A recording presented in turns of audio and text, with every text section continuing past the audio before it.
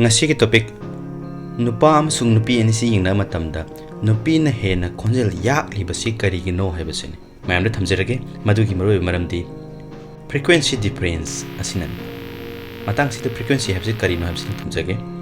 frequency haibasi second amada thokliba vibration haibadi nikpagi masing asibani hariba vibration nikpa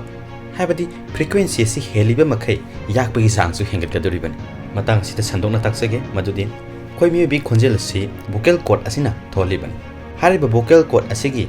sangbagi sang asi nupa amasung nupi da khene nupi dana 15 mm sangi aduga nupa dana 20 mm sang aduna akoina khangle nupa amasung nupi ani gi vocal cord asi nupa na sang be hele maramaduna vocal cord sangliba makai mahakna puthokadoriba vibration haibadi frequency gi sang asi hantarakadoribani frequency hantarabadi magi puthorakliba sound adusu pikna tagadoribani aduna